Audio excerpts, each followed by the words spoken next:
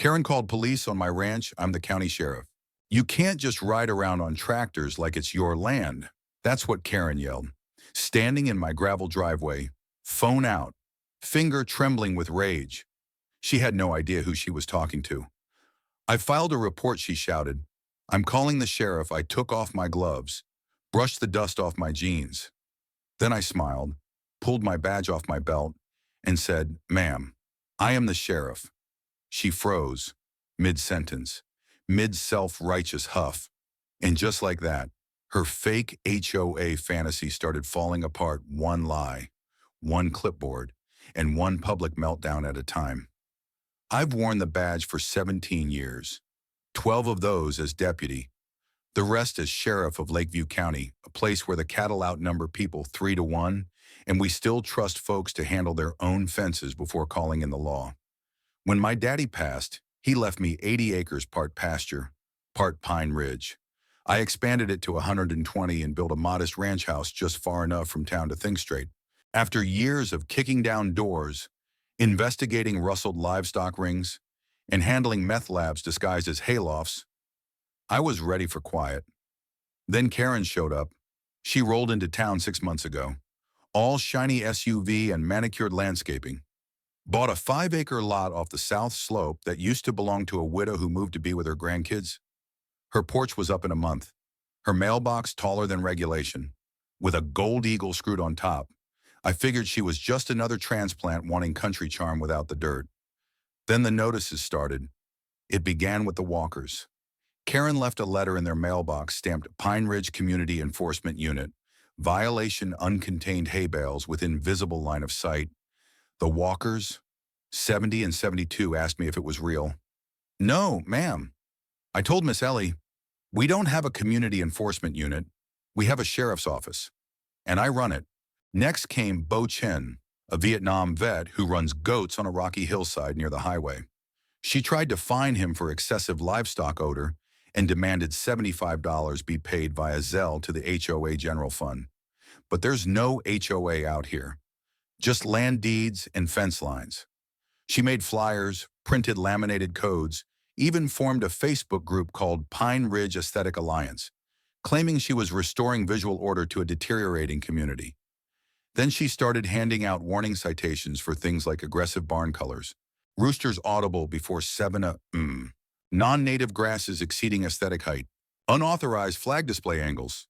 Each one came with a fine and a QR code, and every one of those violations had no legal backing, no council vote, no signatures but hers. People started coming to me in private.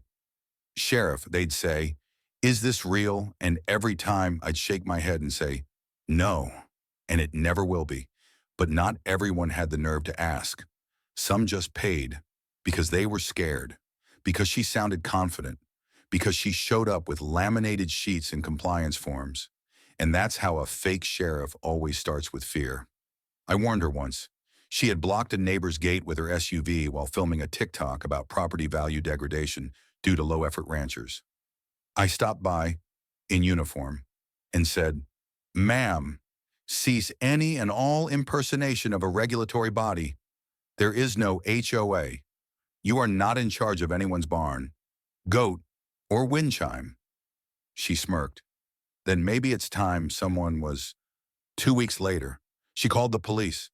On me. That morning, I was driving the backhoe to replace a downed fence post near the south line. Karen stood at the edge of her yard, filming, again. 15 minutes later, dispatch buzzed. Sarge, the deputy said, trying not to laugh. We got a 1096. Caller claims you're operating unauthorized heavy equipment and refusing to comply with Community Code, Section 12C. I sighed. I am Section 12C. I said. I pulled up to her driveway, off-duty, dust-covered, and holding a wrench. She was mid-rant to the deputy who just arrived. This man has ignored 3 citation attempts, she snapped. He's disrupting the aesthetic flow of this corridor and violating acoustic peace guidelines. Then she pointed at me. That's him. The deputy looked at me, then at her, then said, Ma'am, that's Sheriff Caleb Hart. Silence. Karen blinked like she'd just realized she'd screamed at a judge in traffic court. Then came the rage. I don't care if he's the sheriff, he's not above the community. There are standards, there are rules. I walked up slowly, calm as ever. Not rules. Karen, just yours. And this land doesn't answer to a clipboard. But that confrontation wasn't the end. It was just the spark. Because what I didn't know was that Karen wasn't working alone. A few years back, I dealt with a scammer who called old folks pretending to be me, said they'd missed jury duty and needed to pay a fine over the phone. I shut that down in 48 hours. Karen, she wasn't trying to scam one person. She was trying to govern a county that never elected her. The morning after our standoff, I got a knock on the office door. It was Travis King, a 20-something ranch hand who worked up on Silver Butte. He looked nervous. "She's got helpers," he said. I raised an eyebrow. "Who?" He pulled out his phone and showed me screenshots. Private messages from the Pine Ridge Aesthetic Alliance Facebook group. Karen had formed what she called her compliance committee. 4 members, a local insurance agent named Daryl Keene, a retired substitute teacher named Linda West, a real estate agent from the next county over, and Travis, who'd been added without consent, then kicked when he asked too many questions.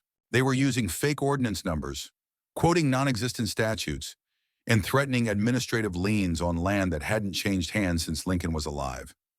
And worse, they were collecting money. I had Deputy Felton pull the transaction data, Venmo accounts, Zelle history, PayPal. Total take $30 $400, split across 19 ranchers, many of them elderly, most of them ashamed. Not 1 cent went to a legal entity. Every dollar funneled straight to Pine Ridge Preservation Council, a nonprofit Karen registered 2 months prior, listing herself as president, secretary, treasurer, and public liaison. The address, her mailbox. I drove out to see Mr. Chen. He handed me a yellow slip marked final notice before lien attachment failure to pay aesthetic violation. Nashar C-47 will result in property flagging. He paid $120. Twice. "Why didn't you call me?" I asked. He looked down. "Because she said the sheriff was part of it." That hit me. She used my name, my office, my badge. That was the line. Right there. I filed for an emergency cease and desist through the county board, notified the state attorney general's office, and called in a quiet favor from a friend over at the Department of Justice's Public Integrity Unit. But before any of that could land, Karen made one final mistake. She went after Clara Boone. Clara is 83. She's lived in Pine Ridge since 1962. Her late husband was a Wubby vet. She's raised goats, kids, and community bake sales. That land is hers, and everyone knows it. Karen issued her a violation for non-compliant decorative elements inconsistent with regional patriotic values. Translation: Clara had a rainbow wind spinner next to her American flag. The fine, $300, payable within 7 days or a lien would be filed. Clara was so shaken she called me in tears. I got there in 20 minutes. What I saw made my jaw clench. Karen had nailed the notice to Clara's front porch post, hammered it into the same wood her husband built by hand. That was it. That was the moment this went from a scam to a war. I pulled every file, spoke with every victim, and gathered every fake violation, over 70 in total. We organized a town meeting, Wednesday night, Grange Hall, doors open. We called it Truth Night. The place was packed, standing room only. I walked to the front of the room in uniform, took my hat off, looked every person in the eye, and said, "We don't have a fake HOA problem. We have a real fear problem, and it ends tonight." Then I started showing the proof. The bank transfers, the shell nonprofit, the fake ordinances, the photos of Karen's tribunal meetings inside her living room. And then I let the victims speak. Clara, the Walkers, Mr. Chen. Each one told their story, and when they finished, the room was silent, not out of shame, but because people were waking up. I ended with this. The sheriff's office never approved a single one of these notices. And as of this moment, we are formally investigating every person who helped issue or collect them. That got a reaction. Whispers. gasping, and one man storming out, Daryl Keene, the insurance agent from Karen's board. We followed him, and what we found blew the lid clean off. When Daryl Keene bolted from the Grange Hall that night, I knew we hit something deeper than neighborhood drama. What I didn't expect was just how wide this went. Deputy Felton and I followed Daryl's truck to his office in town. Within minutes, we had a search warrant based on financial records already in play and testimony collected during Truth Night. We found everything.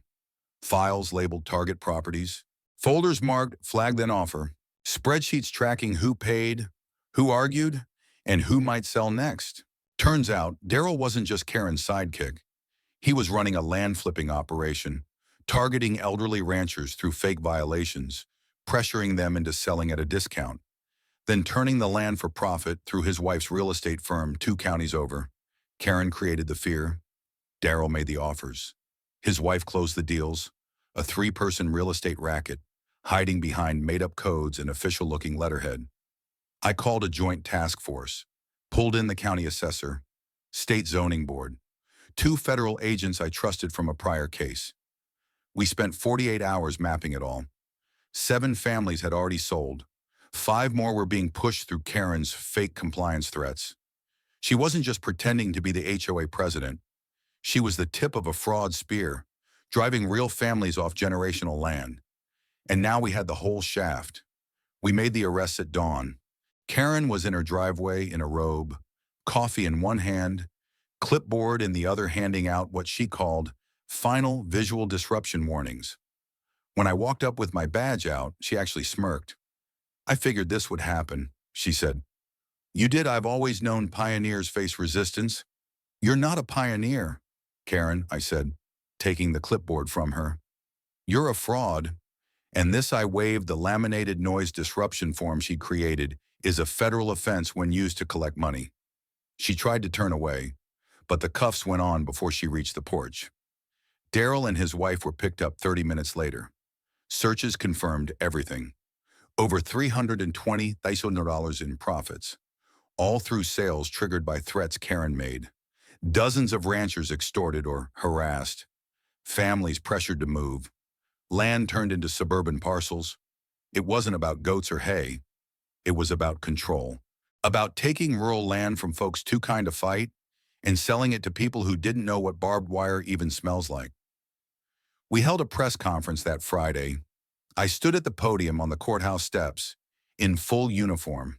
Behind me stood every deputy, every victim who wanted to be seen. I said this wasn't just a lie. It was a coordinated campaign to weaponize bureaucracy, fear, and fake authority against hardworking people. Karen Reeds and her partners pretended to represent the community, but all they represented was greed. The media picked it up. The story went statewide. Sheriff exposes fake HOA land grab scheme. We started getting calls from other counties. Turns out, Karen-style fraud had popped up in rural towns across the state. We started building a database, a hotline, a shared task force we called Rural Integrity Watch.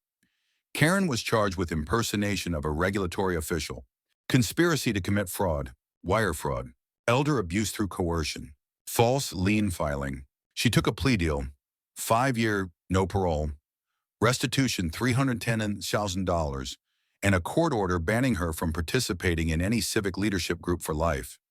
But even after the headlines faded, the impact it stuck. People in Pine Ridge started holding real community meetings, not run by fake boards or laminated clipboards, but by neighbors, by ranchers, by folks who just wanted to raise their kids and their cattle without fear of being cited for having a dusty porch or a crowing rooster. We took down the last of Karen's compliance zone signs that summer. Clara used a sledgehammer. The walkers filmed it. Bochen grilled ribs after. We didn't just celebrate a takedown. We celebrated truth. It's funny how fast silence turns to strength. A year ago, folks in Pine Ridge whispered. They paid fines they didn't owe, tore down flags they had the right to fly, trimmed their rose bushes in fear of being non-compliant. Now they hold meetings in the open. They put up signs that read, "We know our rights, we know our neighbors, and we answer to the law, not a clipboard." Karen's property was auctioned off.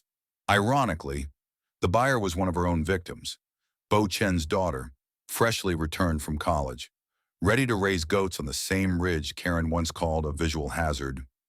The fake signs are gone, the Venmo account frozen, the Facebook group deleted, but her legacy, that stuck around, in the best way possible. We built something new.